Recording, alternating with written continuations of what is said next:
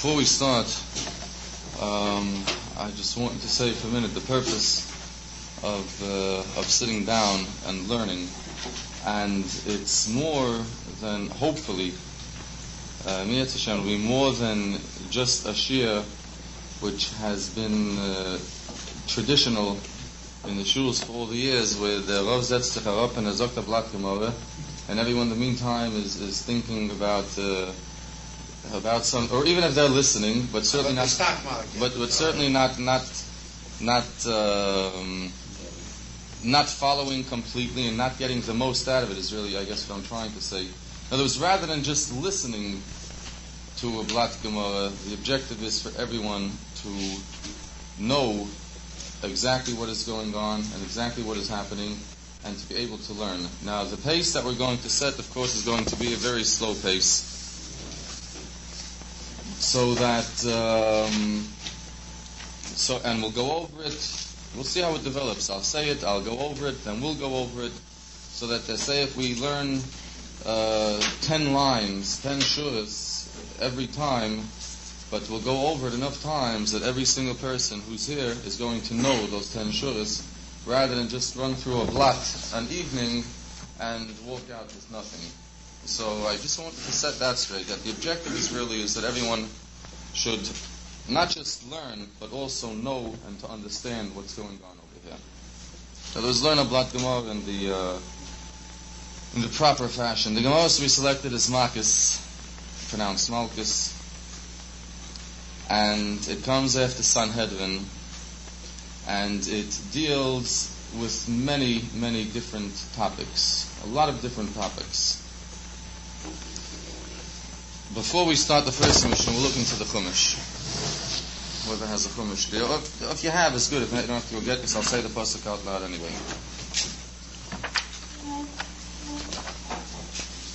In the Chumash steht azoi.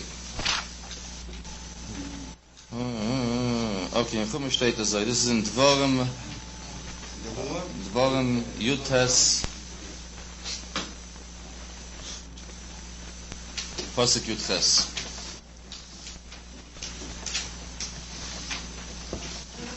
There's a halacha that states the following. If two people are in court, this deals a lot with judicial situations. If two people are in court, or if a person is in court and he is about to stand trial for something, say we're going ahead and we're saying that Reuven killed Shimon, and Reuven is now standing trial for murder. So how do you go ahead and find the man guilty? So it says in Chumash, that you have to have two Eidim, two witnesses, who are going to come and say, witness that we in fact saw Reuven kill Shimon. In other words, we saw that Reuven killed Shimon. Two witnesses, not one, two witnesses have to come and say that we saw the action, how Reuven killed Shimon. So the Torah says like this. Now,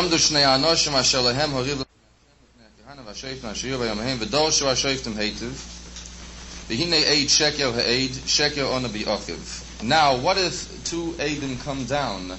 Two witnesses. Eidim mean witnesses. Eid means one witness. Eidim, the plural witnesses.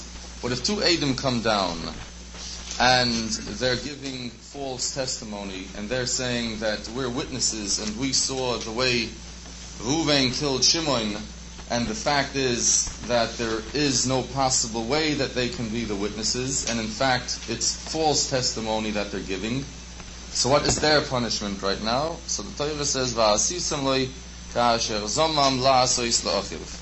that you have to do to this witness, the punishment that you have to give this witness is the exact same punishment that he wanted to give to the accused. In other words, now that he was contradicted, and in fact he cannot be a witness, he cannot be an aid, and the Eidim are no good, so the same oynish, the same punishment that they wanted to give to the other person who they were here to testify against, that very same oynish has to be given to them right now. The Torah says, "Va'asisem lo," you shall do unto him ka'asher zomam la'asos la'achiv. What he wanted to do to the so-called innocent person right now, we won't get into right now if he's innocent or not. Maybe he's not innocent, but the point is you can't be the one who's testifying against him. I don't want to bring up too many different types of situations because the Gemara talks about it and there's no sense touching on to them because the Gemara goes through it all in detail. So the issue is not here whether or not that person is innocent or guilty. The issue is whether your testimony is a valid one. So being that you wanted to say in this case, if it's a murder trial, and you wanted to go ahead and cause the other one to be found guilty, thereby he should be chayav me, so he should be put to death. So the din is ka'asher zomam, that you now in turn are put to death. V'asisem lo ka'asher zomam asos. What you wanted to do to the other person is done to you. That is the basis and the premise that the Mishnah is starting in right now. And that Eidus, or those witnesses, are called Eidim Zoymemin, which means that they've been puzzled or they've been contradicted and their testimony is no longer valid. Frag the Gemara. Zog the Mishnah first. Keitzad ha'edim nasen zoymemin. How do witnesses become Eidim Zoymemin? Keitzad, how ha'edim nasen zoymemin. How do the witnesses Eidim become Zoymemin? In other words, how does this come about? Eidim Zoymemin is the kind of witnesses that we just talked about, that they were contradicted in court. So the Mishnah says, Keitzad ha'edim nasen zoymemin. How do Eidim become Zoymemin? Me'idin anu, we are saying witness. We are testifying be'ish ploini, on this particular person, shehu ben gerusha oy ben chalutza. We're saying on this person that he is the son of a gerusha, the son of a divorcee, oy ben chalutza, or the son of a woman who at one point received chalitza. What does it mean that he is the son of a kohen, of a divorcee? What's wrong with that? What kind of testimony is that? Where's the crime here? So Rashi says, which we'll go into in a second, that the person they're talking about is a kohen. And there is a halacha, there is a law that says, a kohen is not allowed to marry a grusha, a divorcee. A kohen is not allowed to marry a divorcee. If a kohen does marry a divorcee, and they have children, the child is considered a cholol, which means he is a posel kohen. He's not a kosher kohen. How does that affect his life? Very simply. Nowadays it's different because there's no avodah, there's no beis hamikdash, there's no teruma. But in the olden days he would not be kosher la'avodah. He would not be allowed to come into the beis hamikdash, into the different works that a kohen was supposed to do then. He would not be allowed to do.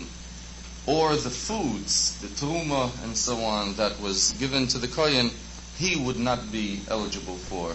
He's a cholol and he's a posel kohen. Whether or not it happens nowadays, is he kosher to duchen or not, that's not the issue over here. Over here we're talking about the testimony that was given by these Eidus. So now, these people are coming into Bezdin and they're saying, Me'idin onu be'ish ploini shehu ben grushay ben chlutza. We're saying that this person is the son of a divorcee and he's a kohen, or he's the son of a chalutza, a woman who had chalitza, and in turn he is now a cholol and he is a non-kosher kohen. In other words, the person that we're talking about was a kohen, and his mother was a divorcee when he was born, therefore he's a non-kosher kohen. And if this situation came about, and now these witnesses became Eidim Zoymemin, they were contradicted, which means that their testimony is now thrown out of the window. How are they contradicted? The Gemara says later, if two people come into court, another set of witnesses, another set of Eidim come into court, and they say to the first set of Eidim, and they say to them, how can you come in and say that on this and this day you're giving testimony that you witnessed such and such an action, and that's what you're here testifying on. Efimonu hayisem, you were with us on this day on a different place entirely. You weren't even in the place that you're giving testimony on. If you're saying that you witnessed in New York that Reuven killed Shimon, how can you go ahead and give that kind of edus, that kind of testimony, if on this day, Tuesday, when the murder took place, you were with us on a business trip in Boston? How can you give witness on this? So if these witnesses which came in here, and they're saying the testimony we're giving is Shehem ben Grusha ben Chalutza, that this kohen is not a kosher kohen, why? Because his mother was a divorcee, and now they were contradicted. So what did we say is the punishment before for such edus? What you wanted to do to the other person is done to you. So I would think right now, what did they want to do to this innocent kohen? They wanted to turn him into a pasal kohen. They wanted to turn him into a cholol, a non-kosher kohen. So is it possible right now to say that these witnesses become now non-kosher kehanim? Because that is the punishment that is due them right now. That's what they want to do to the other person. So the Mishnah says like this. Ein oimrim, we don't say. We can say that the punishment that they wanted to give to the other innocent kohen is now being dealt to them, and they become a ben grusha, or they become a ben chalutza. We consider them the children of a divorcee or a woman who had chalitza. Ella loike arboim. But there's a new halacha that's introduced here. They get arboim makis. They get 40 lashes. This is a new halacha, a new law that's being introduced to here. Well, actually, it's not 40, it's 39. The Gemara talks about it later. It's abom chosarachas. It's not 40. In fact, it's 39 lashes. They refer to it as 40. So we're coming up with a new concept right now. Ordinarily, the halacha is, it says in pasuk that we saw before in the Chumash, Vasisam loikashel zomam lasis laofkiv, that if someone comes in to tell witness on someone, if I come in and I am testifying against another person, if I am then contradicted and I have to get what I wanted that person to get, but over here, being that we're talking about the situation not being a possible one, the Gemara talks about later why not. If I am saying that this person is a non-kosher kohen, so what you're going to do to me is you're going to say that now I am a non-kosher kohen. Being that we can say that, so there's a new halacha here that's called malchus, that we give the individual 40 lashes, 39 actually. We give the individual 39 lashes. Fine. Me'idinanu be'ish ploinishu chayav liglois. If we are coming to say witness, we are coming to testify on a person that he killed someone else b'shoigig. There are two ways that a person can commit a crime: intentionally or b'shoigig, or unintentionally. In other words, premeditated murder, let us say, for instance, or something that was not premeditated but rather happened by accident. And there are two different halachas governing it. If you go ahead and kill someone b'mezid, which means intentionally, so you chayav misa. Your punishment is to be put to death. That's not pashut. The Gemara Sanhedrin says there has to be azhar, which means the person has to be warned first also, and that person has to testify that he warned him. So it's not that easy. You don't just kill someone. However, if you killed someone b'shoigig, if you killed someone by mistake, unintentionally, by accident, someone was killed, and there are different ways. If you're walking up on a ladder and someone is there behind you, and by mistake you fall down and you fall on top of the person and you kill the person, so it's purely an innocent mistake on your part. Then to kill you, of course, wouldn't be fair because it was an innocent mistake. It was totally unintentional on your part. So as halach, it says that you go to Golis, which means you're sent away to a special town, to a different city, and you live in that city. And over there, aside from other kinds of people, you'll find people living there with the same situation that you're in, that you killed someone, but unintentionally. And you live there your years, then there are various halachas that govern what happens over there, which don't apply to here. That's what we have to know for here. So if two edim, two witnesses are coming into a courtroom right now, and they are giving testimony on someone, and the oynish, the punishment for that person is chayav liglois, he has to go to Golis. In other words, they're testifying that someone killed someone else b'shoigeg, by mistake, and the punishment for that is to go to Golis, to go to this city with all the other by accident murder is Ein oimrim yigal ze tachtov. We don't say that instead. Again, since these witnesses, of course, were contradicted, so we don't say that being they became Eidim Zoimamin, they were contradicted. So instead, they have to go to Golis, but rather Elaloike Alboyim, they get 40 or 39 lashes. They get Malchus. That happens to be the name of the Gemara also, Malchus. Malchus means lashes. So we have now something new. Ordinarily, we know Eidim Zoimamin. Eidim Zoimamin means ordinarily Vasisim Leikashel Zomam Lasos. That if you want to do something to another person and you're contradicted, you become Eidim Zoimamin, that's done to you. But we now came up with two situations where in fact the same punishment is not dealt to you, but instead you get 39 lashes. You get Malchus. And the two situations are Ben Gurush. If you say on a Kohen that his mother was a divorcee when he was born, so they don't make you a Cholol, which is what you want to do to the other Kohen. You wanted to make him a non-kosher Kohen, we don't do that to you. And the second situation is, if you want to go ahead and put someone away in Golus, that you're testifying that he killed someone else by mistake, so we don't send you away to Golus, but again, you get Malchus. Is that basically understood? Does it make sense? We'll go into the Rashi. Needless for me to say that anyone who has any question, Shem lo yabai shen lamed. Shem zechnesh and ask it, and we'll go over whatever's. Yeah. Chalitza is if someone got married and the husband died, and first someone got married. All we're concerned is someone got married, and he died, and there are no kids, and he left his wife childless. So the din is that his brother has to be miyabim her. That marriage is called yibum. He has to be miyabim her, based on the Gemara Yavamis. He has to be miyabim her. If they don't want, for whatever reason it may be, the Gemara goes through all sorts of things. So you have to give chalitza.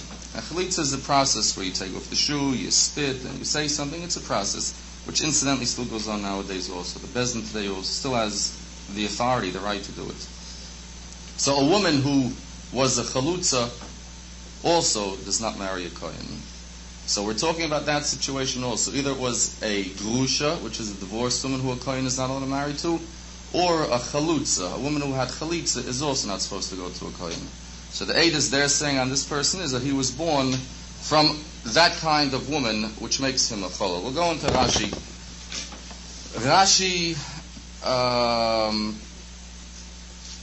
Rashi's not that his godless, his greatness, but part of his greatness, I should say, was that he learned pshat in the Gemara.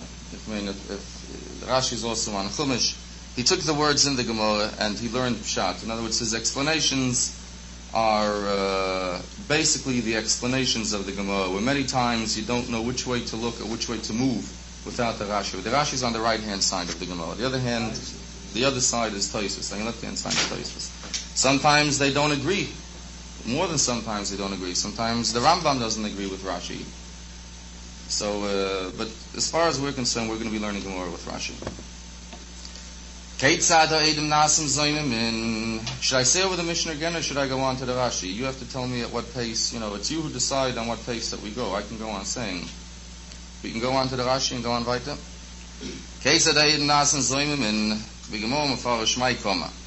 The Gemara later means because there should be a very pashut question that can be asked here. It's a very simple question here. The Mishnah says, how do the Eidos become Zoymamin? In other words, how are the Eidos contradicted so that the pasuk is fulfilled through them, that the same punishment they wanted to give to the person who's standing trial, that very same punishment should be given to him. So the Gemara is asking, how do Eidos become Zoymamin? In fact, what does the Mishnah go on to tell us? Two situations where the Eidim don't become Zoymim. The Mishnah is asking, Keitzer Eidim Nasim Zoymim, how do Eidim become Zoymim? And the Mishnah goes on to answer two situations where the Eidim, where the witnesses, are not getting the same punishment that they wanted to deal to the person who is standing trial. So the Mishnah should have really, instead they're getting makis, they're getting 40 lashes. He's not becoming a ben gerusha, and the other Eidim are not going to Golis, they're not going to the city. So in fact the Mishnah should have said, Keitzad ein ha'edim na'asim zoymin. How do not Eidis become zoymin? Not Keitzad ha'edim na'asim zoymin. So this was a problem to Rashi right away. The Mishnah is asking Keitzad eidim na'asim zoymin, how do Eidis become zoymin? And the Mishnah goes on to tell you how the Eidim don't become Zoymin. And he says right away, the Gemara Mefarish Ma'ikam. The Gemara talks about it, and the Gemara says, what's Pshat over here? And that's the first kasha the Gemara asks. Me'idin ono v'ish ploini, es ish ploini zok Rashi koyin. That we're saying witness on this person who is a koyin. Shehu ben gerusha, that he is the son of a divorced woman. Bifoneinu nizgarsha imoy. His mother was divorced in front of us, koidam shenoilad, before he was born. His mother was divorced before us, koidam shenoilad, before he was born. Barehu cholol upasol. And if that's the case, he's a cholol, and he is pasol. Fragt of them the Tosfos Yontif in the Mishnayos, and he goes into something here. And he's saying, if bifanenu nizgar she'imoy, if his mother was divorced, koidem shenoilad, before he was born, then if that's the case, why is he a cholol right now? If he was born while the mother was married to the kohen, so he in fact is a cholol, because while his mother was married to a kohen, and she was a divorcee, he was born, so he is the child of the divorced mother and the child of a kohen, and that makes him apostle of kohen. But if they're saying here, b'fanenu nizgar she'imoy koidem shenoilad, if you're saying that his mother was divorced before he was born, so if that's the case, the worst you can call him is the child you can call him. So he happens to be the child of a divorced woman.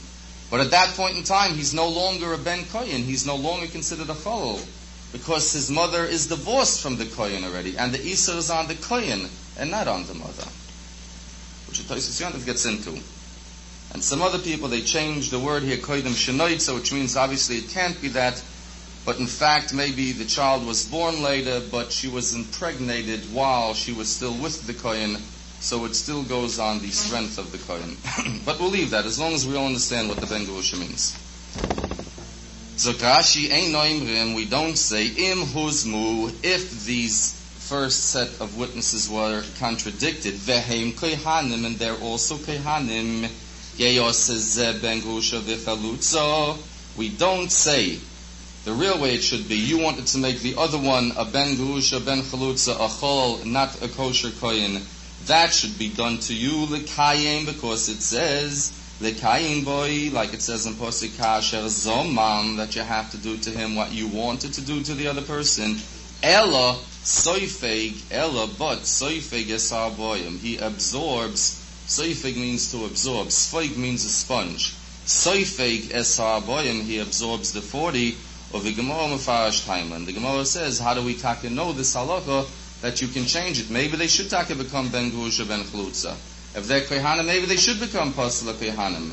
How do we know, in fact, that we substitute that with makas? Or the second situation was shechayev golis, that Eidim that come and they say witness on someone else that he killed someone else b'shoigig by mistake. So we say instead of them going to golis, gitten ze malkish, shechayev golis means sherei horgis anefesh b'shoigig, that he killed someone else unintentionally. And being that he killed someone else unintentionally, so instead of giving him golis also, we're giving him makas.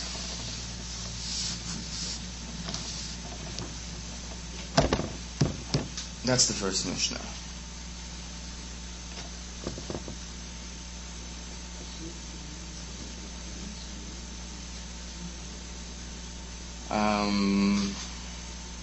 We'll go into the Gemara a little bit. Fragt die Gemara, Hokheitza deine Edem Nasen Säume Boyle, the Kasha that Rashi asked in the beginning. The Gemara starts out, the Mishnah rather starts out, and the Mishnah says, Keitza the Edem Nasen Säume, how do witnesses become Edem Säume? How, in fact, do we see a situation where they wanted to testify that a person should be punished with a certain punishment? And how do we see if they're contradicted? That punishment is given to them. If in fact the Mishnah goes on to tell us two situations where Eina Edom Nasim Zaymin, that in fact they're not getting the same punishment, but rather they're getting the 40 or 39 lashes, they're getting Malchus. So for the Gemara, a very gesunte question, Hokeitzad Ein Ha'edom Nasim Zaymin Boyele, the Gemara should have asked, Keitzad, how Ein Ha'edom Nasim Zaymin? How do Edis not become Zaymin? Rather than Keitzad Ein Ha'edom Nasim Zaymin V'oid, and Ochakasha for the Gemara. Midik Toni Lekamon, since we learned Vait in the next Mishnah, Aval Omru Lahem. If Edom, the second group of Edis, walk into court now, and Omru Lahem, and they say, Hey Echatem Me'idim, they're saying to the first group of Edis, Hey Echatem Me'idim, how can you say Edis? That on Monday, January the 1st, you saw and killed Shimon in New York, Sharei Ba'oise Yoim, because in that day, on January the 1st, Atem Hayisam Imonu, you are with us, the Mokum Ploini, that you are with us in a different place entirely, Hare Elu Zoimimin. This is what Edom Zoimimin means. So the Gemara here is asking, this is in the next Mishnah, on Daf Hey, I believe. There's another Mishnah where the Gemara tells you there, Keitzad Edom Nasim Zoimimin, how do Edis become Zoimimin? And the Gemara tells you specifically how they become Zoimimin. When the second group says to the first group that in fact you weren't even present when the crime was committed, so how are you testifying? So the Gemara is only strengthening their question. So again, over here, this mission should have started, Keitzad Ein Ha'edom Nasim Zoimimin. How do Edom not become Zoimimin? Because in fact they're not getting the same punishment that they wanted to give to the accused, but they're getting Malchus. They're getting the lashes. Very good question, no? Should have said Keitzad Ein Ha'edom Nasim Zoimimin, and for the Gemara, the Tana of the Mishnah, Hosam Koi, goes on that. Hosam means there. Hosam Koi goes on that particular Mishnah. Kol HaZoimimin, Hosam Koi, which Mishnah are we talking about? You look on the side, you see a little asterisk there, you look over at your right-hand side, it says Sanhedrin Peites Ayin Sham. That means we're talking about the Gemara in Sanhedrin. The Mishnah there says like this, Kol HaZoimimin Makdimin La'oisei Mitzvah, La'oisei Misa. Whoever became Edom Zoimimin, Kol HaZoimimin, whoever became Edom Zoimimin, whoever was contradicted, Makdimin La'oisei Misa, gets the same Misa that they wanted. Misa means death. Gets the same death that they wanted to give to the accused. Chutz, with the exception, Mizoimimei Bas Koyen Ubayala, with the exception of Edom who were contradicted, they gave testimony, Bas Koyen Ubayala, the daughter of the Koyen who was married. There's a woman who's married to a man. She happens to be the daughter of a Kohen. Ubayala, she then went ahead and committed adultery. She was mizana with another man. She's a married woman, and she happens to be the daughter of a Kohen. She now went ahead and committed adultery with another man, and witnesses came in. And they said that we in fact are witnesses. We saw the way this woman, who's the daughter of a Kohen, and she's married, committed adultery with this and this man. If that's the case, both she and the man that committed the Aveira with her are both punishable by death.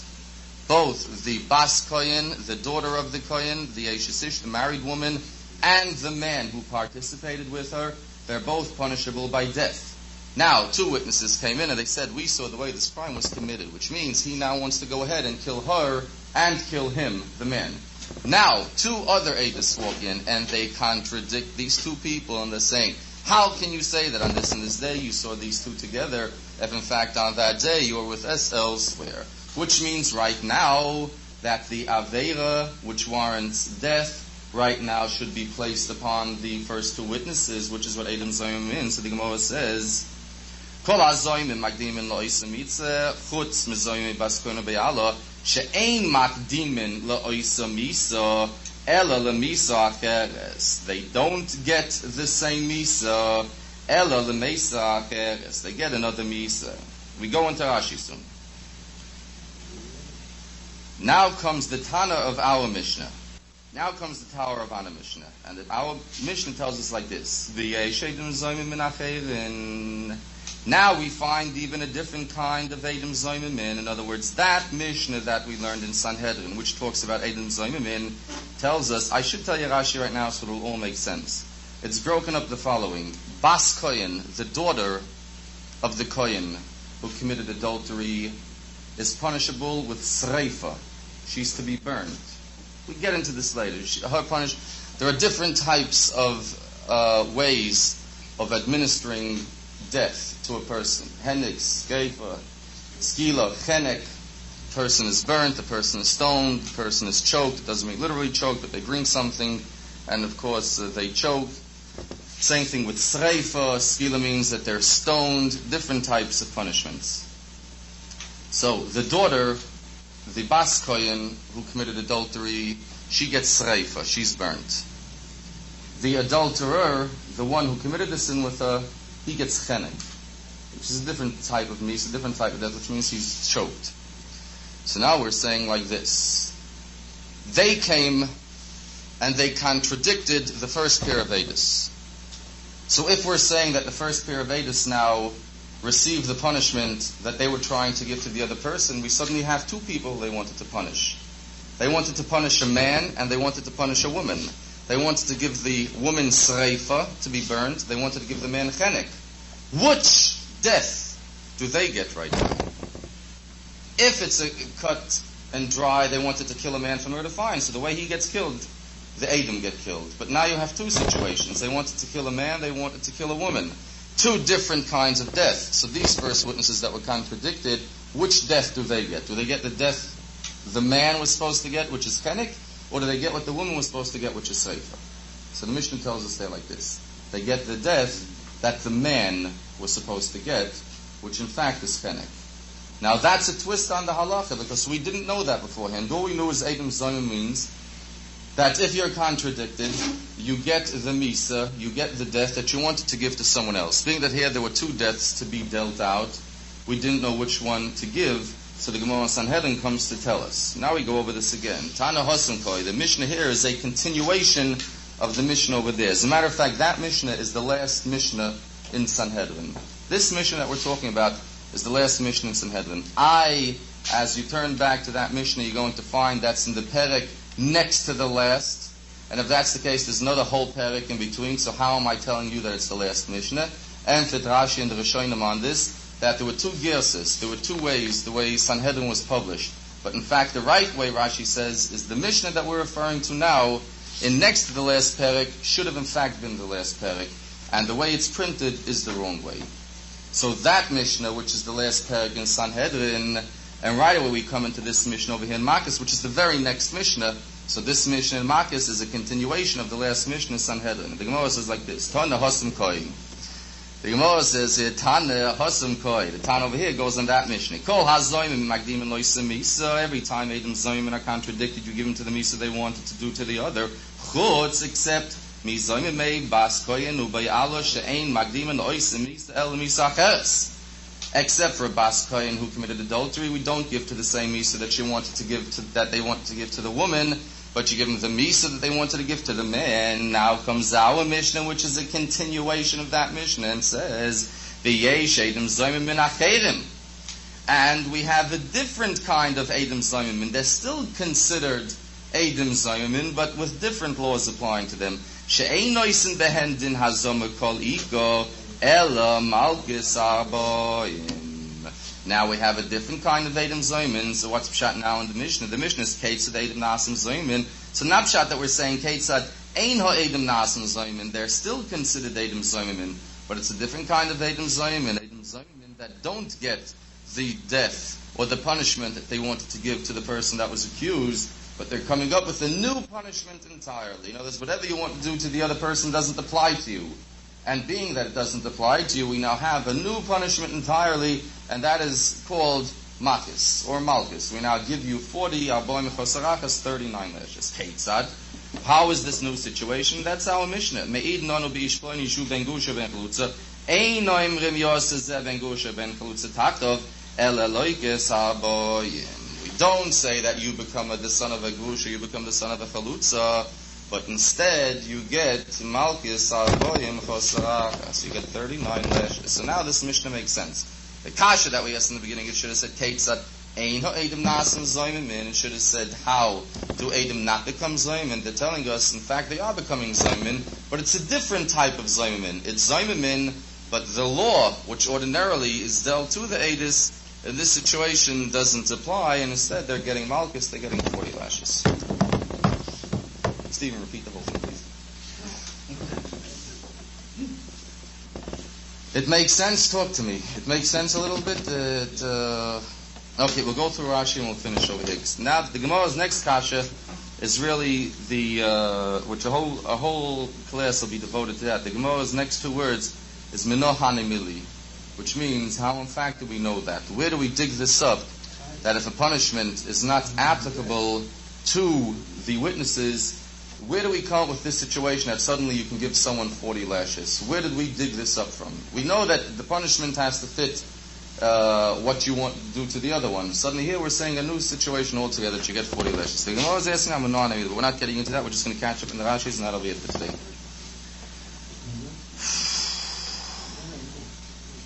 Rashi, right underneath the large Gimel Mem, which stands for Gemara. Rashi says the Gemara should have said, Ketzad ein ha'edim nasim zoyim v'oide ketoni likamon aval amulahen. Ketzad ein ha'edim nasim zoyim v'oile. Rashi, the whole loy mikayem is v'u kasher zomam, because the way we're learning Pshat in the Mishnah, kasher zomam, the Pasuk says, Vasisam li kasher zomam lasois. The Pasuk says you have to do to them what they wanted to do over here. And the Mishnah is the whole loy mikayem is v'u kasher zomam. We're not keeping to the Pasuk kasher zomam. V'oid, ma'ika boy, tana ketzad nasim zoyim, hokatoni lo lekamon, ketzad din zoyim min, hikatoni d'mas nison, avalom ulehem hamazimim, heyachatem idem eidezeh, v'alohi simonu oisu hayim lo komploini. How can you go ahead and say, witness, that on this day you saw this Reuven kill Shimon if you were with us on that day? And for the Gemara Hasam Koi, the Tana, this is an interesting Rashi, for those who were looking for the Gemara in Sanhedrin before and it didn't make sense. Hasam Koi. The Tana over here is continuing on the Mishnah in Sanhedrin. Zok Rashi, Hasam Koi, Mis Sanhedrin Solik. The Tnan Bishaloi, Elohein Anachlokin, and Rashi throws in, we learned over there in Perek Elohein Anachlokin, which Rashi throws in a few words here, which he never does. The Hu Siyuma de Sanhedrin, that Perek is the end of Sanhedrin. Why is Rashi telling us that's the end of Sanhedrin? Because if you look up the Perek, Elohein Anachlokin, you'll see it's next to the last Perek. And if it's next to the last Perek, then the Gemara doesn't make sense. If you're telling me this Mishnah is a continuation of that Mishnah, it doesn't make sense, because there are 5 Mishnayos in here. So Rashi Favon Tzach, and Rashi says the who's Siyum is Sanhedrin. Regardless of what you see the print in your Gemara, Rashi is telling you Elohein Anachnokin is the last parak, and that Mishnah is right before this. The Yesh Zoyim Min Shenishtanu b'Miktzas Midin Hazama. There are Eidim Zoyim Min Shenishtanu that were changed b'Miktzas a little bit Midin Hazama from your classical Din Hazama Kediktoni, because we learned Kol hazoyim min makdimim l'oisem misa. Whoever was contradicted, makdimim receives l'oisem misa, receives the same misa. Klema. Ein lahem litzapois l'misa acheres. They cannot hope. Litzapois means to hope. They cannot hope for another misa. Elo mashkimim l'oisem misa shenigma b'dinoi shel nodin. They have to receive the same death which they wanted to give to the person who was accused. Chutz mizayim bas koyin, except a daughter of a koyin who was married. Nesua zakrashi she'af al pi shenigma dino l'sreifa al piem oberheim b'chenek. Though she gets sreifa, they get chenek. V'yafinin hosam he b'sreifa ve'ein boyala b'sreifa. She gets sreifa, but the adulterer does not get sreifa ela b'chenek kish'arei sishish. Just like the rest of married people who had committed adultery. Regardless, though she's a bas koyin, she gets sreifa, he gets chenek. Va'azoyim min. And the Eidim that were contradicted, Mashkim Lemisa Shechaybo Yesaboyel. They get the Misa that the adulterer was found guilty of. Because the Ksiv al Shteken Posik, Kashers. How do we learn, Taka? I'm sure you're all asking this question in your minds. Why should the Eidim who were contradicted get the same death that the man is getting, why shouldn't he get sreifa what the woman is getting? Zog Rashi, Dichsiv kasher zomam lasis la'ochiv. It says in Pasuk, Vasisam lo kasher zomam lasis la'ochiv, that you should give him the same oynish, the same punishment that he wanted to do to his brother. So Rashi, la'ochiv v'loi la'achoisoi. The same punishment he wanted to give to his brother, but not to his sister, which means his sister, in this case meaning the woman, you don't give him what he wanted to give to him. V'kol mahochi, and over here he learns pshat. In our Gemara, in our Mishnah, v'kol mahochi, we find in other cases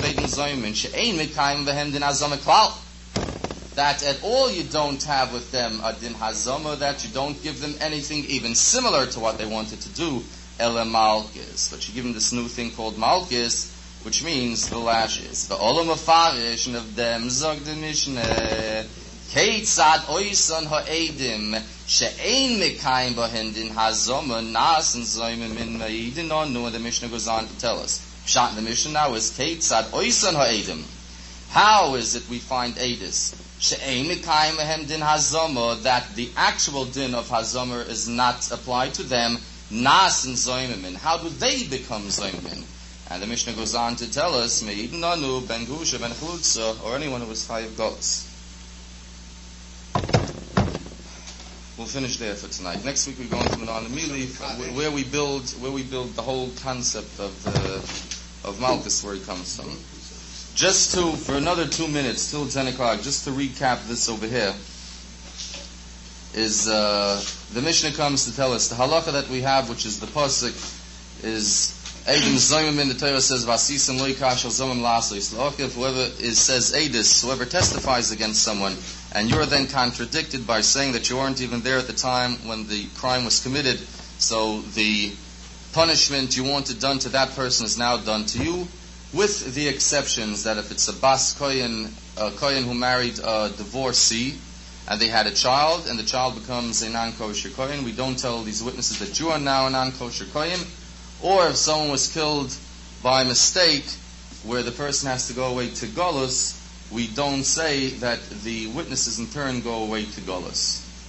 And everything else, in other words, as far as we know at this point, every other kind of testimony, we do Vasisam le'kashel zaman, with the exception of these 3 situations: Gerusha, divorcee, Chalutza, one who had Chalitza, and someone who was killed by mistake. Aside from this, everyone else falls into the category of Vasisam le'kashel zaman. What they wanted to do is all that to them. Okay.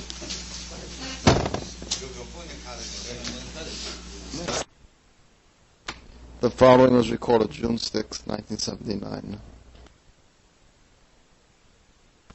Everything is good till here, I take it. Gate and weiter.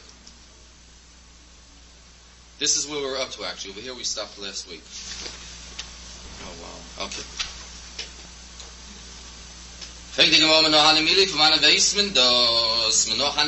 we know this? That in fact, if someone comes and he wants to turn someone into a ben gerusha ben chalutza, that in fact he doesn't become a ben gerusha ben chalutza, he's a kohen, and he is now saying edus against someone. So maybe he should become a ben gerusha ben chalutza. Why are we so certain that we give him malchus instead?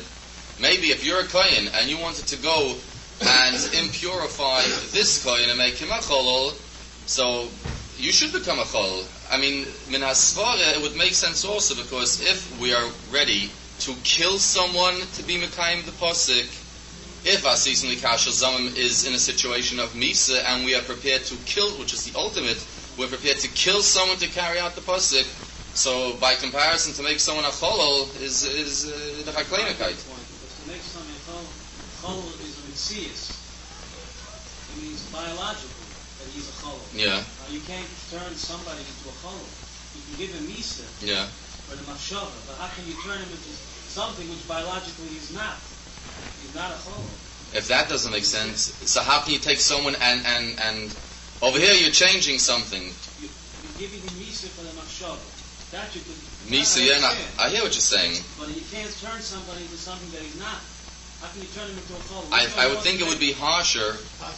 If it would be harsher to kill someone. As if you gave a person a choice, would you rather become a kohen cholol? If you're a kohen, would you rather become a kohen cholol, or would you rather be killed? What would the average person say? I'd rather be a cholol. So by comparison, it's definitely the harshest one is definitely if you're willing to kill someone, so you're not willing to turn him into a cholol. He's not a cholol. How can you make him into something that he's not? I hear what you said, but over here you're killing someone who didn't kill anyone. That's what Xeris HaKosov. But he wanted to kill. So the Gemara is going to tell you now that this is also going to be Xeris HaKosov. But then what would the punishment be if he was already a cholol? If the kohen was a cholol? Yeah. Then put the good it. If the kohen is a cholol already to begin with, then what are you going to do to make him a two-time cholol? Good cut. Be careful out. That's right. That doesn't answer his question, but no, as you're saying it's a mitzias. How can you take someone and tell him that you're a apostle of kohen right now? Right. That's what I would do. I hear what you're saying. I hear, yeah. You force to substitute his own. But the point over there, you're taking, but you're killing someone. Over there, you're killing someone. How can you kill someone? He didn't kill anyone. That's the Xeris HaKosov. Okay, so obviously we're playing with psukim here. Right. So you'll see the next pasuk which takes care of that.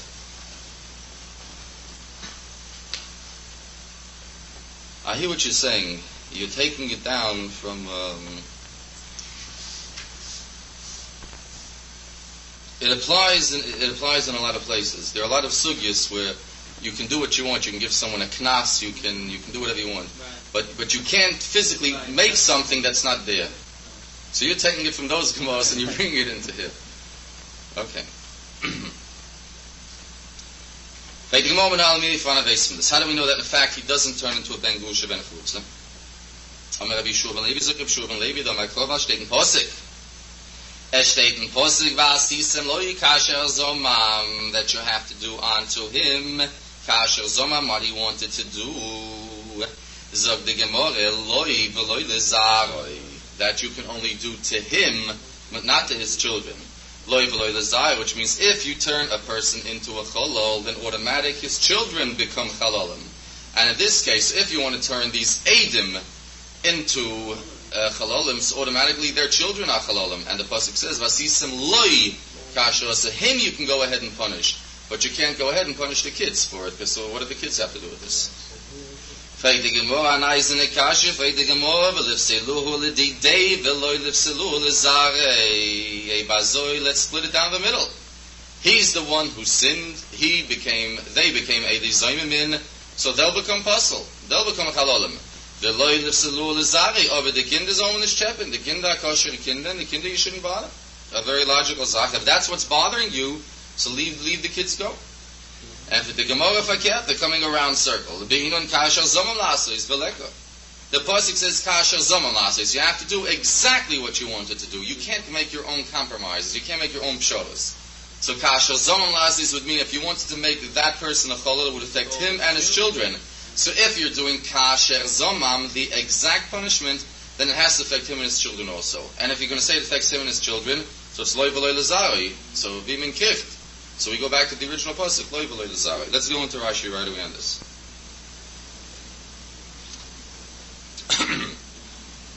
V'loi l'zarei zik Rashi, v'im taseu cholol, and if you make the Edom Zaymimin chalolim, the Hukoi, and Rashi talks singular because the pasuk talks singular. Vasisam loi kasher zamam, but the pasuk also says that wherever it says aid, it's a Rashi in Chumash. Wherever it says aid means aidim, because it's always talks aidim. So being the pasuk says vasisam loi, so Rashi is also talking singularly. V'im taseu cholol, if you make him a cholol, v'hu koyin, and he's a koyin, v'salter zarei lo'ilam. So you puzzled his children forever. Zok the Gemara bazoi, so let's keep them clean and make him puzzle. And for the Gemara, bin kasher zamam. Vehu zamam lifsor lesanodin ve'ezaroi. He went ahead and he wanted to get the one who is the accused plus his children, so therefore you can't go here and cut it in half. Chas v'shalom. No. Lo yabai shalom. Kain, let's say what I say, Ben Eshtin knows. It's possible to do the avodah, right? We'll assume so, yes. Okay. Now, it's not unusual now for plastic surgery to correct that, right? Yes. Let's imagine two Aiden came into Beston and said, this Kain over here was a person who had a banged nose. This is getting back to his case. Yeah. Could you make these Eidim a Baal Mum? It's not possible with Zari. It's sure not possible with him if he's a Baal Mum. We go back to Rabbi Sprecher. How are you going to make him a Baal Mum if he's not a Baal Mum? That's right. And this pasuk would apply. This is not yeah. But this is the first incident where I cannot answer you. The Gemara talks about it because the Gemara nowhere mentions a kohen that had plastic surgery. So, but as if someone comes in and Tukei Hanim said that he's a Baal Mum, but he's covering up his mum, something like and then they become Eidei Azoma. Right. So maybe his heritage is.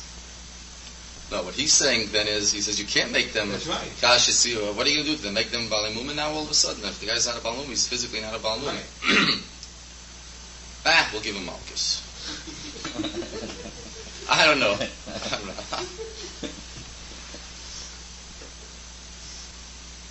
Good question. If it's a Shaila Lahalacha that you're asking, I've been unclean your Moshe. I really don't know.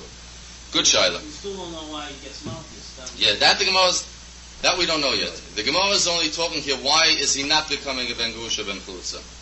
The introduction of Malchus comes later. Over here we're only interested, why are we even looking for something else if he can become a Ben Grusha Ben Chulutza? So, what Reish Lakish said, B'Shuv and Levi B'Shem Reish Lakish said, that you're going with the pasuk. The pasuk says, "V'asisem kashazon lasis loy v'loy zayin." If you make him ben grusha ben chutz, if you make him a chol, also it affects his children also. Ba'apada oime kal v'choyme. Ba'apada answers with the kal v'choyme. The question was, why don't you turn them into ben grusha ben chutz? Zok ba'apada, I'll make you a kal v'choyme. Uma mechalel einu mischalel. Uma doch hamechalel einu mischalel, which means the one himself that can go ahead and turn his children into chalolim. In other words, he married a ben grusha, and they had a child. The din is, the child becomes a cholol. The father, the kohen, he remains a kosher kohen. The father himself remains a kosher kohen. It's like the Moazak. Umma ha-mechalel, eina mischalel. So Rashi, koyin hanoises hagrusha shemachal zaroi einhu ba'atzmoi mischal nakuhuno. He himself still stays a kosher koyin. The children become chalolim, but he himself is a kosher koyin. So the Gemara habole chalel. If someone came to be mischal someone, v'loi chilel, but he wasn't successful. Why not? Because he became a dizoymin. Einoi din shelo yischalel apad gewiss he can't become a cholol himself.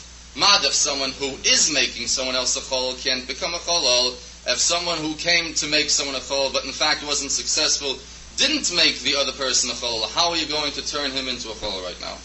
So Umaha mechal ein mischal. Habol chalel v'lo yichil, he wasn't successful. Ein adin shelo yischal. So the kal v'choyma l'chuva sounds like a good kal v'choyma, but l'mais it's not such a good kal v'choyma. We'll catch up with Rashi here. Hamachal ein mischal. Koyin hanoise is hagrusha.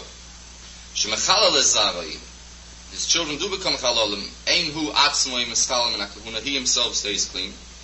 Is ein tvegen halbo lechalel v'lo yichilel. Eid zoymim she'rotza lechalel v'lo yichilelu. They weren't successful. They became a zoymim. Ein adin avadivis. They shouldn't become. So in other words, with this he's answering the Mishnah. The Mishnah is the Gemara's kasha. The Gemara is saying, why don't they become ben grusha ben chulutza? Why don't you turn them into chalolim? So he's saying you can't turn them into chalolim. If the other guy wouldn't become a cholol, so then you're going to turn into chalolim. They really have nothing to do with the story. Maskif lo Ravina freit Ravina kasha naizene kasha. Zogt, if this is the psychology that you are going to use, zogt Ravina im kain but halte Torah seidem zoymemin. If that is the case, look right away into Rashi im kain im bos lidrush kal v'choyma ze be'edem zoymemin. If this is the kal v'choyma that you're going to use in edem zoymemin, zogt Rashi but halte Torah sazamosam. You've completely destroyed the whole concept of edem zoymemin. Zogt Ravina, I'll make you a different kind. If that's the kind, if you want to show me kal v'choymas, I'll show you a kal v'choyma. When I'm after kal v'choyma. Umahasoikel ein niskal. Zogt Rashi. If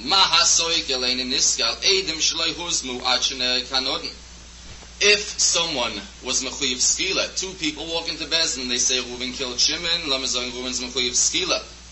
Now, if they went ahead and they killed Reuven, they came in, they said Edis, the person stood trial, and they killed him. After the accused was killed, now first walk in another set of Edim, and they say Monu Moyisim, and they turned them into Eidei Zoyimim. What's the halacha now? They killed someone already. What's Tupanitza? Is there din Einoi Niskal? They don't receive, that's what we talked about before, they don't receive anything. They don't get skila, they don't receive the death, the misa they wanted to give to the accused, they don't receive anything. Is haba liskel veloi sikel einoi din shelo yisokel. So if someone comes in and he wants to give skila, and he becomes Eidim Zoyimim before the verdict was carried out, einoi din shelo yisokel, avadik this he shouldn't get skila. In other words, if we walked in and we become Eidim Zoyimim after the person was killed, you don't get skila. If he was killed already, Rashi says, Rashi will go into Rashi in a second. If you walked in and the person was killed already, you don't get skila. If Madach, I killed the guy already, you can't give me skila. So if I walked in and I didn't kill the guy yet, I became Eidim Zoyimim, so certainly you shouldn't be able to go ahead and give me skila. But Eva Zoy is versteht im Pshat, but that's the whole pshat of Eidim Zoyimim. Kasher Zomam L'Hasois. You're asking me a Kal V'choyim on the Torah now. You're slugging up a pasuk in the Torah, Chas V'Sholom. But the Torah says Kasher Zomam L'Hasois. What you wanted to do, quite the contrary. Since it wasn't carried out, that's why it's done to you. We'll go into Rashi. U'ma Hasoy Keleni Niskal Zuk Rashi Eidim Sheloi Huzmu Ad Shener Kanod. Eidim that didn't become Eidim Zoyimim until the accused already has been killed. And then they became Eidim Zoyimim after they already said Eidis on the person. And they're saying right now that the Eidim Zoyimim is the halacha ein nehergen. You don't kill these Eidim. If they killed already, meaning if Bezdin killed already, ein nehergen, these Eidim do not receive Misa. That you can only do what they wanted to do. You can't do what they already did.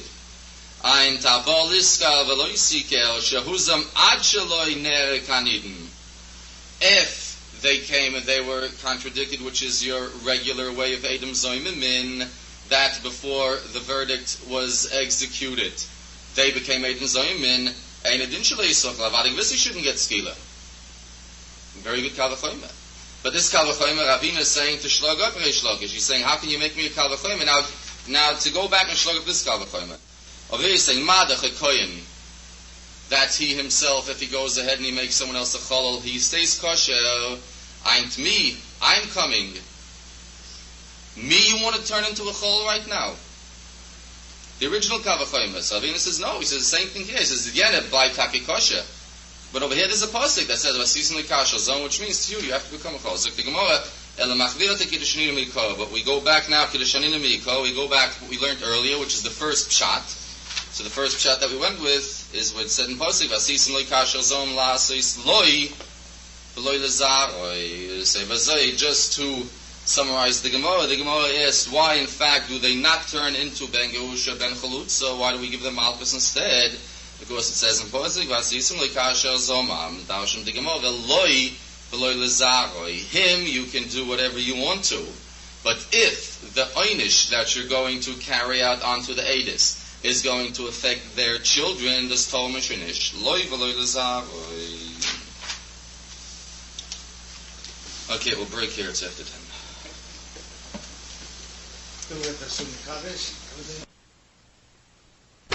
June 13th, 1979. Okay, the days and the days. 4 lines, 3 lines actually. The days and the days on top of the page. We learned in the Mishnah that there are 3 situations where instead of becoming Eidim Zoyimim, Gitmin Malchus. And the situations were Ben Gerusha, Ben Chalutz. If Eidim come and they say on someone that he is a Ben Gerusha, Ben Chalutza, is in Posuk Shteitach V'Asisim Le'Kash Ozom L'Asei Slochav. You have to do to him, to the Eidim, what he wanted to do to the accused. And being that you don't make him a ben gusha ben chlutza, so you give him malchus. So why? So the Gemara talked before already, because it says in the pasuk, which we finished with last time, Shabbos, it says that you can do to him what you want, but not unto his children. If you make him a chalal, so the kids become a chalalim, and that's no good. So now we're on the second part of the Mishnah.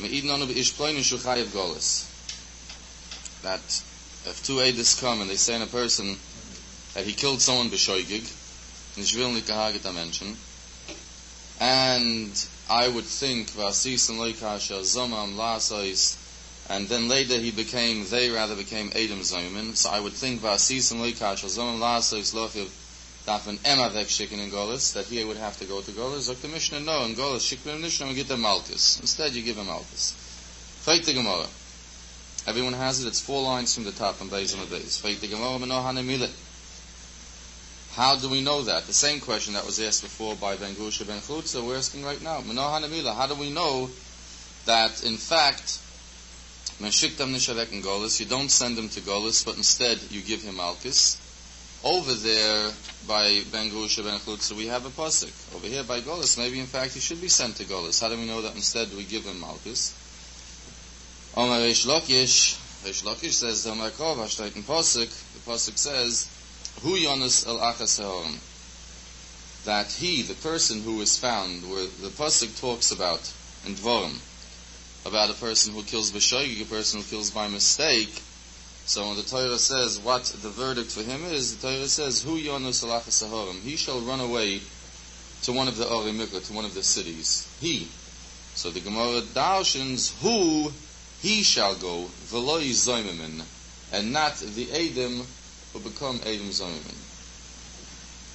So we're back to the same situation again, that we have a pasuk.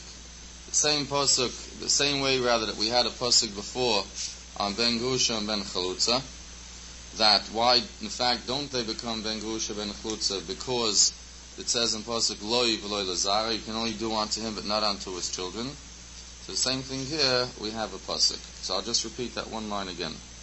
The Gemara asks, Menohanimili, how do we know in fact that the person does not go to Golis? If Edi Zoymin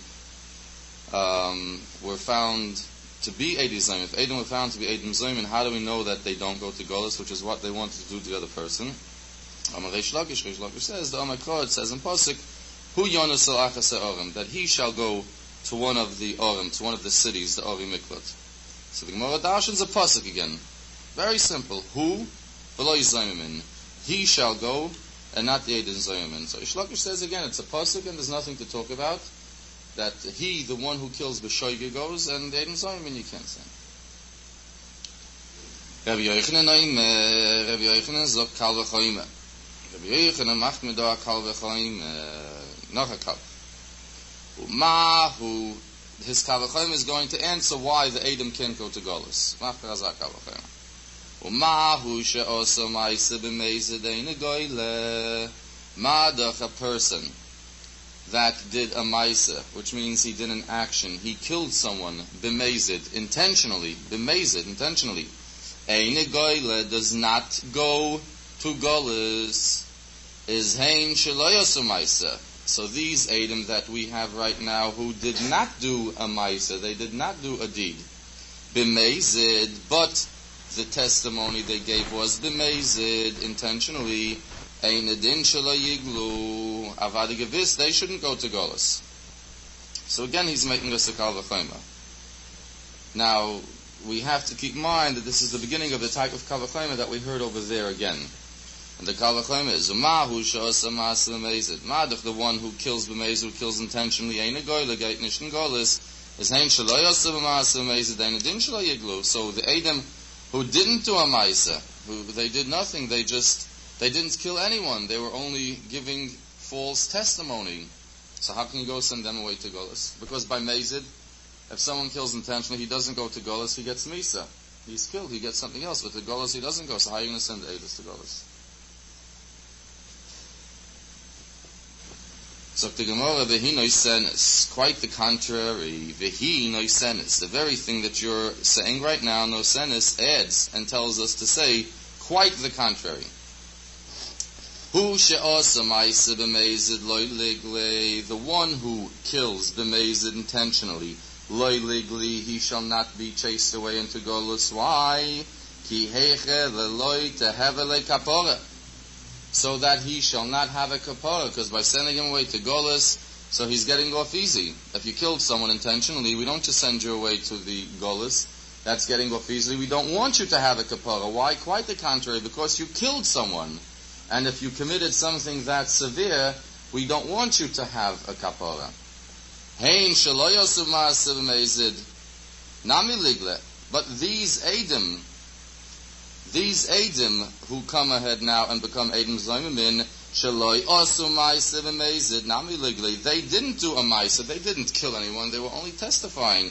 They should go to Golus. Why? Ki heichid lahave lahu kapora, so that they shall have a kapora, because their crime wasn't that severe. So they testified against someone that he killed b'shoigig.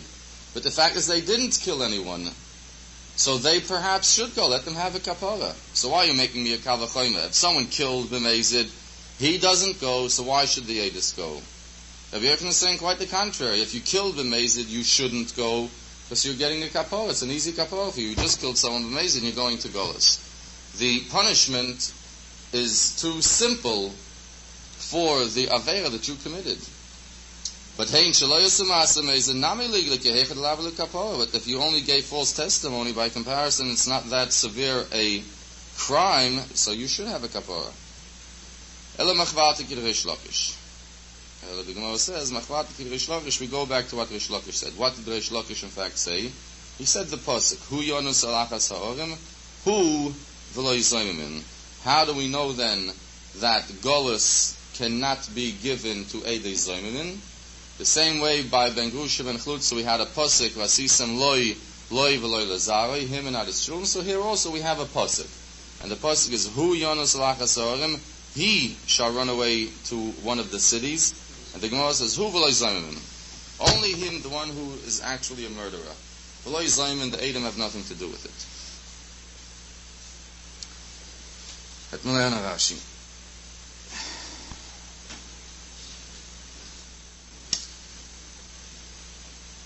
Hu shos ma'aseh b'meizid goyle, the last of the fourth shura from the top Rashi. The last wide line. Hu she'osa ma'aseh b'meizid ein goyle ha'hoireg she'osa ma'aseh im b'meizid oso, the murderer which committed a deed, an action.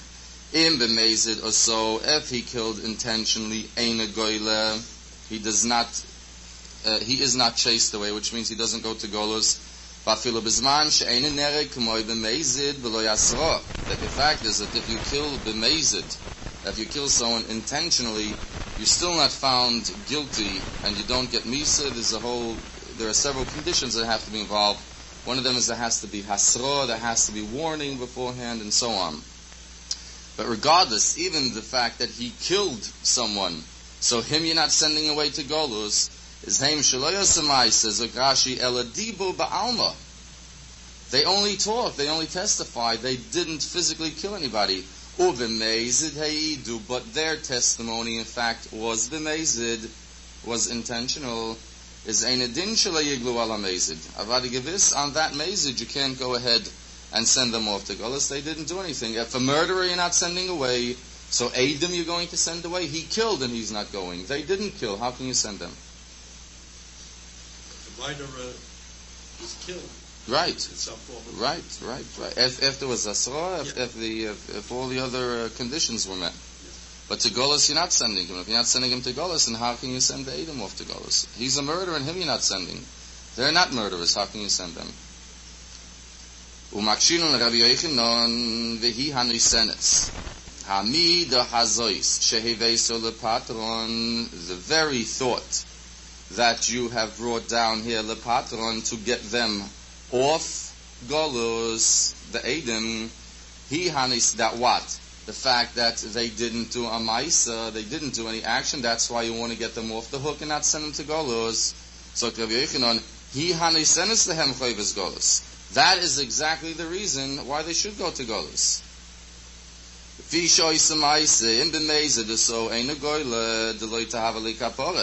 you kill someone intentionally, you don't go to Gola, so that you shouldn't have a kapara. You shouldn't have your out. Kapara means, what's the kapara in English? Forgiveness. You shouldn't have forgiveness. Well, kapara is the, you shouldn't have a forgiveness. Because you killed someone, and to go away to Golas is atziging a kapara, meshikta in Golas, and you killed someone. So over there I can understand, because you killed someone, you shouldn't have that simple of forgiveness. But the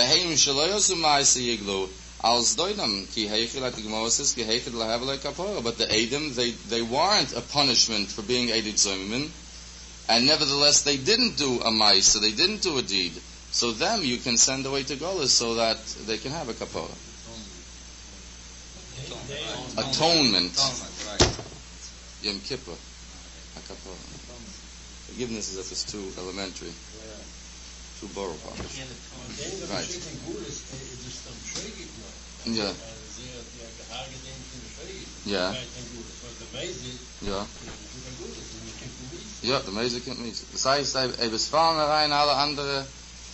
Ja, aber Eves a regular bemezid is git me Misa. Git me Misa. Aber der Eidem, was noch keiner nicht gehaget, ist auch gewesen, der Eidem darf mir auch keine schicken kann Goles. Okay, ich hätte lebe kapor, das ist eine kapor. Ella sagt, die Gemara macht wird, sie ist schlockisch. Also man bleibt, das er schlockisch gesagt. Schlockisch gesagt, who will I zaymen? Who yonis alachas ha'orim? Who will I zaymen? So again, it's a pasuk, it's a miyutakor, and you take it from the pasuk, and that ends the whole conversation. So that justifies the complete Mishnah right now. At this point in time, we are finished with step 1 of the Mishnah. Why can't you become a ben grusha ben chlutza? Because the pasuk says loy v'loy lazaroi. Why can't you go off to Golis? Because who v'loy zaymen? So that answers, that takes care of the Mishnah. Now the Gemara starts a new thing. Amarula. If what? Yeah. Sure. It's the same word. Kaparos. Kapara. Yeah.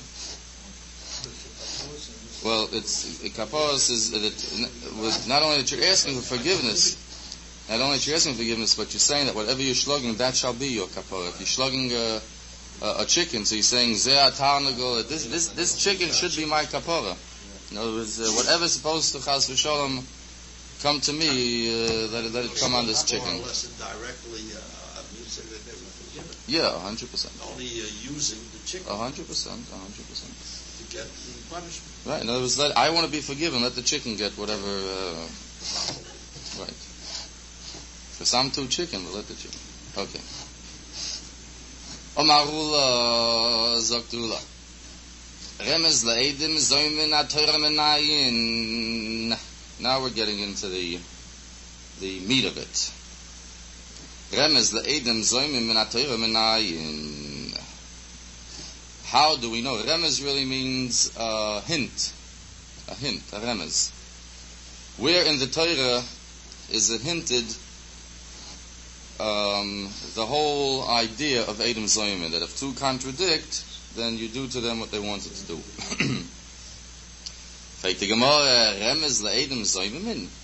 You're asking for a hint, for a remez l'Edom Zoymin, v'aksiv?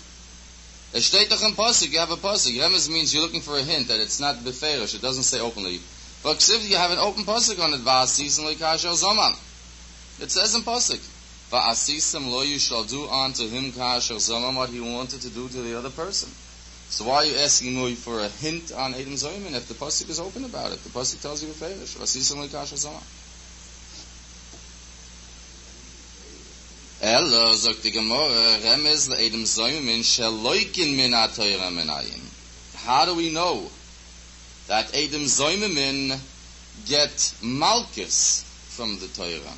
In other words, not how do we know the whole idea of Edom Zoymin. For that we have a pasuk, Asisem le'kashel zaman.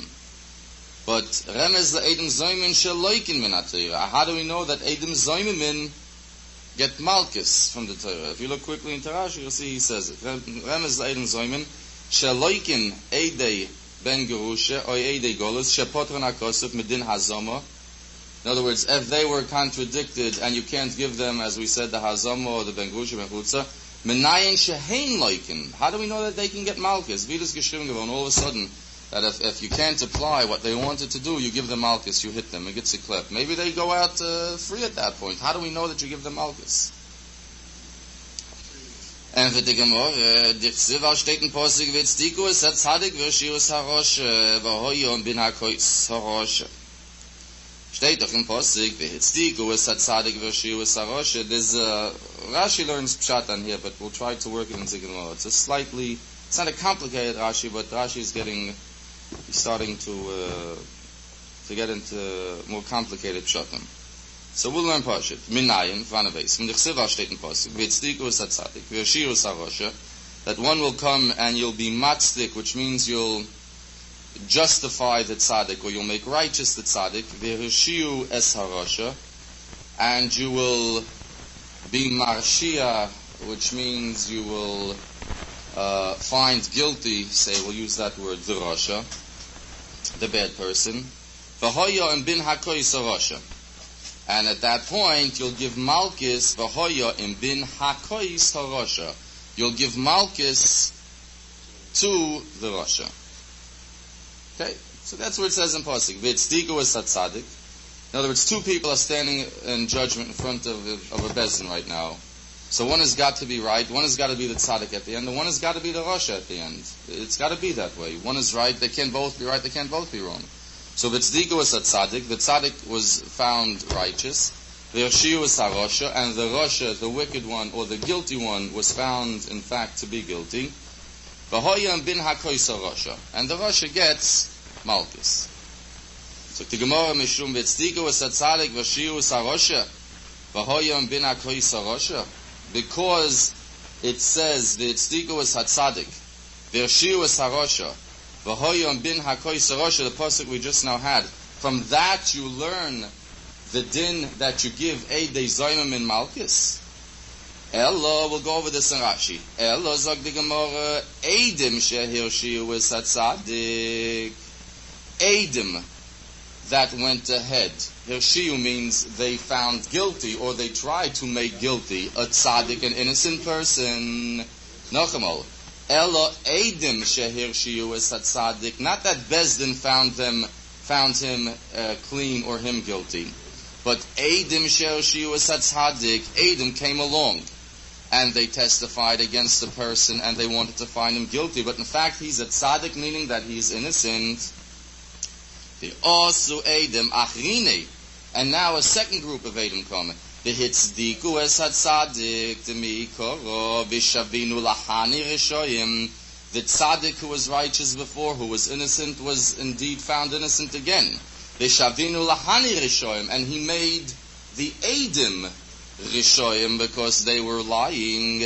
Of zever geschrieben v'hoyom bin hakois harosha. On that Rasha you give malchus, not on the Rasha who was standing trial, but the Eidim right now are being called Rishoyim themselves. Let's look right into Rashi. Right near where it says Sanhedrin, right there. Mishum de'etzdiku es hatzadik, so Rashi bitmia. Bitmia usually when Rashi says means he's asking a kasha. So Rashi is schwer. Sa wunder. Bitmia means mir a wunder. Bitmia. If the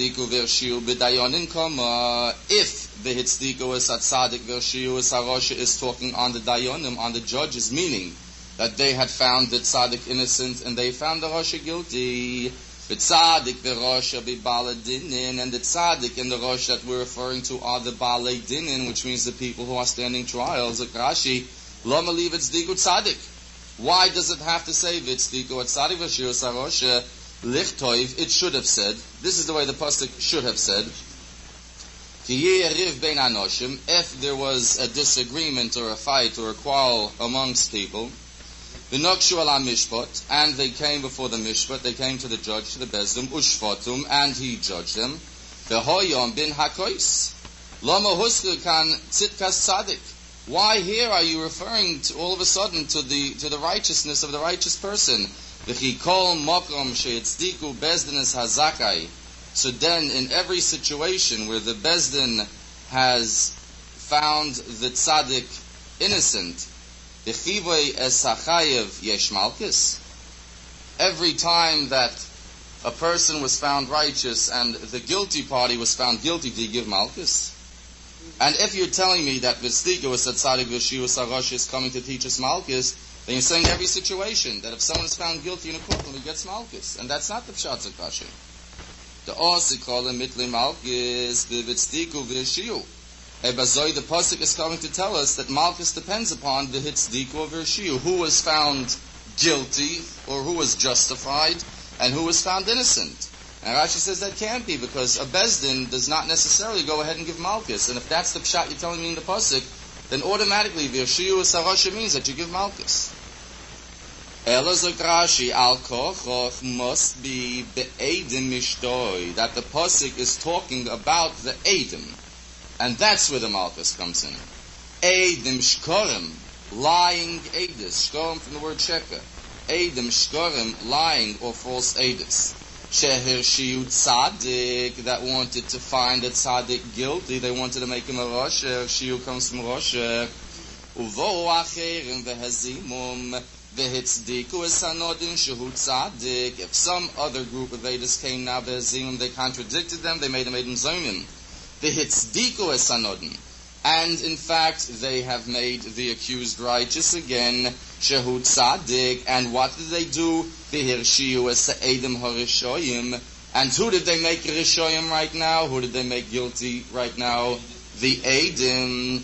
Of them zok the pasuk. V'hoya im bin hakois esarosha im hazama zu bas malkasi. If this hazama, this Edom Zaymin that became Edom Zaymin right now, get Malchus. Why? Because you cannot observe with them your regular situation of Dim Hazama Kegoin, for instance. Be'edei ben Gerusha Oigolus. Then Vehipilu HaShoifet Vihikohu. Then the Shoifet drops them. He used the expression Vehipilu because the actual way of malchus is that the person is on his knees, he's dropped, and you give him malchus. So then, then the shoifet, the judge, comes ahead and gives him malchus. So the pasuk that says v'tzdiku es tzaddik v'yashiu es harosha doesn't go on your standard situation where two people are standing before a bezdin, but rather it goes on Edom Zoymin, that v'tzdiku es tzaddik v'yashiu es harosha. V'hitzdiku es tzaddik means the second pair of Edom Zoymin came in, and they were v'hitzdiku es tzaddik. They straightened out the accused, and they point the first Edom out to be Edom Zoymin. And then v'hirshiu es harosha, by accusing the first pair of Edom of being Edom Zoymin. So v'hirshiu es harosha, on those rishoyim that we're talking about now, which are the Edom Zoymin, on them it says v'hoya and bin hakois arosha. On that rosha is the one that you're giving malchus. So that answers the kasha. The kasha was, how do we know that Edom Zoymin get malchus? So he's saying from the pasuk, it's tikos tzaddik v'shiu sarasha.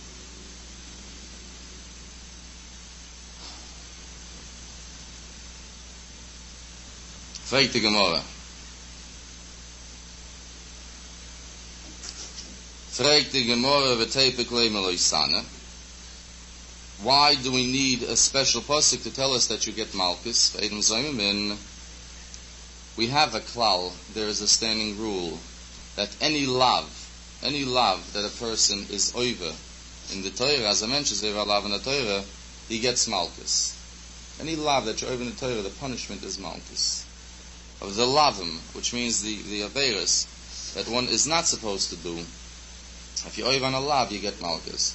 There's a pasuk that says, that you're not supposed to bear false witness against your friend, against your neighbor, and that's a lav. And if someone breaks that, you get malchus automatically. Because the law is, if you break a lav, you get malchus. So why do I need a special pasuk to tell me from V'tzdikus Atzai V'shiu Sarosha that you get malchus? It says in pasuk that if you say false witness against someone, it's a lav, and if you break the lav, you get malchus automatically.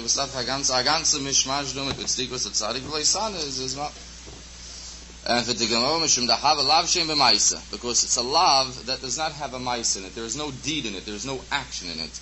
The chol lav she'ein boy maisa ein loikin olav. Any lav that does not come with a maisa, but in this case it's dibur ba'alma, it's just words, it's just testimony.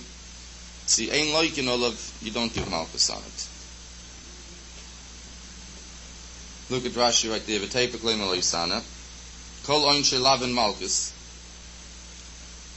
Ela b'mokim shepirish lecha boi oinish. All over you get malchus. Kol oin shelavin malchus. And all the punishments for lavin is always malchus. Ela b'mokim shepirish lecha boi oinish. Except the situation where there is a specific oinish, a specific punishment told for the specific lav. V'kan she'einu yochel la'onshan ba'oinish. Hakosov, bohen yilaku. Being that over here you cannot give them the punishment that the pasuk tells us, which is vasisim leikasher zomam, so you would know automatically that they get malchus on it.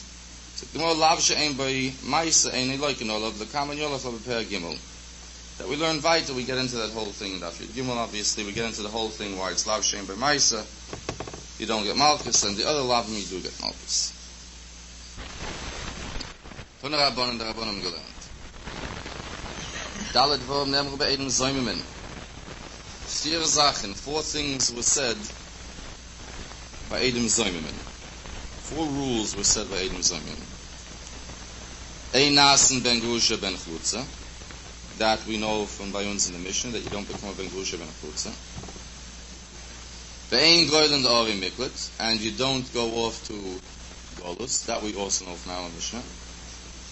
Ve'ein mishalmen es ha-koife, and you don't pay koife. Koife, there's a posik in the Torah that if I have an ox, and a guy tahos and gas, he walks out into the street and a haget a mention. That's my fare. If I have a, whatever it is, guy tahos and gas and a haget a mensch. He kills a person. My animal goes out in the street and kills a person. So what's the halacha? Am I responsible? Am I not responsible? And so on. So interestingly enough, not to get off the topic, but I was in Albany today, and one of the bills that was brought before the assembly was children who damage properties, if the parents should be held responsible for it. So they were debating it over there, which was interesting. Yeah, that's what. In the Senate, well, they were debating it today in the assembly. I don't want to get off there, but it's interesting. I thought of it then. So one of them pulled out a Gemara Malchus, and he said, "Shteitach dehu in the Gemara," and that was the end of it. They threw him out. So the din is that if my ox goes into the street and haget a mensch, kills a person, damaged property is simpler by comparison, but he kills a person. What's tutman? So the Gemara says there are a few conditions also. The shoyer has to be a muad, which means he's been warned, he's done it before. It's also not that simple. But assuming all the qualifications are met, and he kills a person, so the din is the balabas has to pay koifa, which means if it's my ox that did the killing, I have to pay the value of the person. The value of the person is called koifa nafshay. And that becomes, well, the Gemara talks now if it's a kapara, or it's a knas, which means is it a punishment or is it a kapara? But regardless, I have to pay the value of the person as a knas to his yorshim, to his family, to his children, to those who inherit whatever he may have. Now, if Edom come into Bezdin, and they're the ones who are witnessing this, and they're saying, we saw this animal killed this person, and in fact what they want to do is be mischayev, or make this person now pay money to that supposed dead man's family, and they become Edom Zoymimin. So I would think that they have to go ahead now, and since they wanted, say, make the person pay $10,000 value on the person, so I would think that Edom pay now $10,000, so the din is no. Ein mishalmen es hakoife. Edom Zoymimin, who find themselves in this situation that they wanted to have an accused pay koife, that money is called koife. That money where they take the value of the person that was killed, that's the pshat we assume at this point, that you take the value of the person that was killed, and whatever his value is, that is paid to the yorshim, to the inheritors of his estate and his properties. And now if they were contradicted, I would think that they have to pay the money. Ein mishalmen es hakoife, they don't pay koife. So we have 3 things so far. Ben grusha ben chutza, they don't go to Golas, they don't pay koife. They're responsible for any monetary payment. The owner of the animal? No, the one who was killed. That is the witnesses. If they gave, did they bear false witness? Yeah, and they became Edom Zayman. No, then they don't pay koifa. They don't do anything. They don't do anything. At this point, they don't pay koifa. At this point, they don't pay koifa. At this point, we don't pay koifa. Ve'enim kohen be'eved ivri, and you cannot sell them for eved ivri. Eved ivri means a Jewish servant. What's the situation with eved ivri?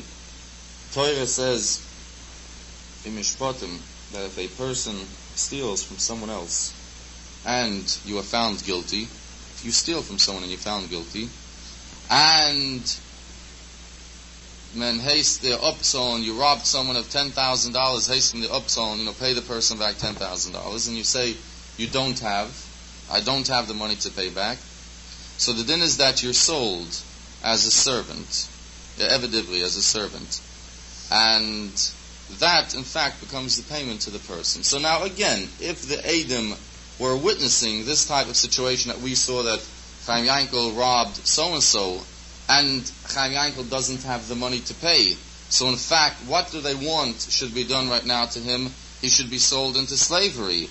And if they become Edom Zayman, they become contradicted. So I would think that the Edom right now become, each one has to be sold as an Eved Ivri into slavery, so we say no. The Einim Kohen Eved Ivri, again, they are not sold into Eved Ivri.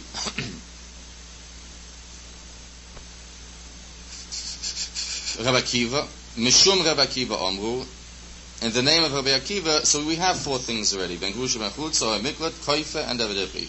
Mishum Rabbi Akiva Omru, Af Ein Mishalman, he threw in another thing, a fifth thing. Af Ein Mishalman Al Pi Atzman. They don't pay upon their own words. Ein Mishalman Al Pi Atzman. They don't pay upon their own words. What's Pshat Al Pi Atzman? Interesting situation. If they come into a Bezdin, and they become Edom Zayman, for whatever the situation is, they become he hurt his property and they want him to pay $1,000, whatever. And they become Edom Zayman. They come inside and another set of Edom come and they contradict and they become Edom Zayman. Fine, and they leave. Now they go into another Bezdin. The first set of Edom, the ones who became false Edom, go now to another Bezdin. And they say, be it known to you that we testified and we tried to make a person responsible for $1,000, and we became Edom Zayman. We were contradicted. And be it known to you that we are right now not kosher edus in that particular incident.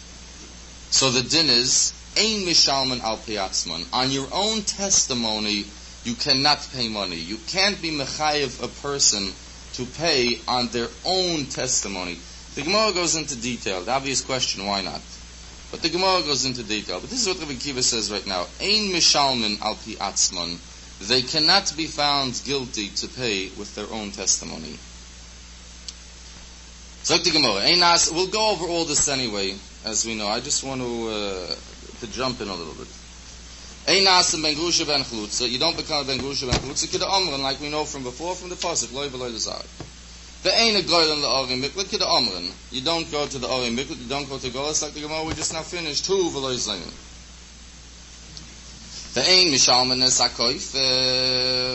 And you don't pay koife, which means if your animal, your ox killed someone else.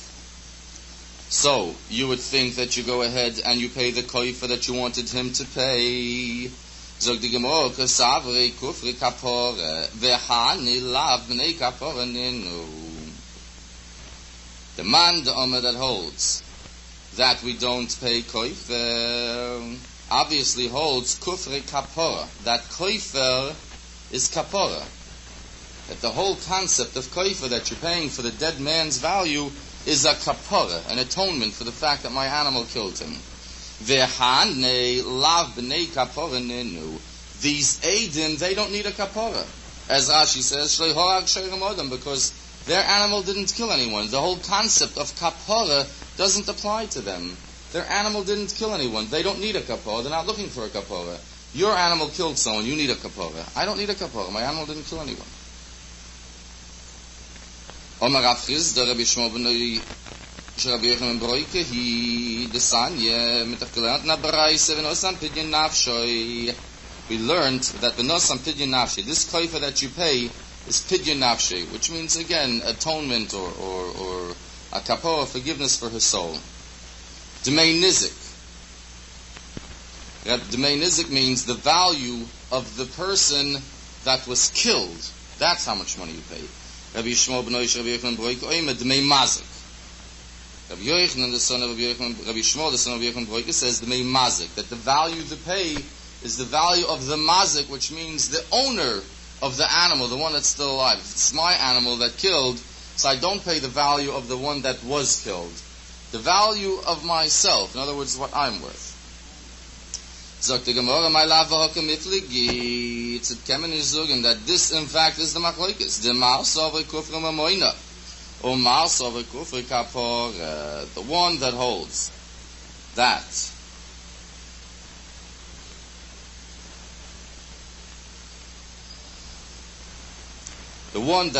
that you pay dmei mazik, the one that holds that you pay the value of the owner of the animal holds kufri kapora. That the whole reason that you're paying money for koifa is because koifa is a kapora. In other words, through me an animal was killed. And if through me an animal was killed, then I'm the one who needs the kapora. And if I'm the one who needs the kapora, then it's got to be my value that's paid. And the other one holds that koifa is a knas, that it's momen. So being that I damaged this person, whatever his value is, that's what I have to replace to his people. Everyone holds koifa stag kapora. This one holds that everyone holds the kapora. The question is, how do you go about paying for this kapora? This one says by judging the value of the person that was killed. And this one says by judging the value of the person, in fact, the owner of the animal. We'll stop here. It's getting in gesinnte Gemara.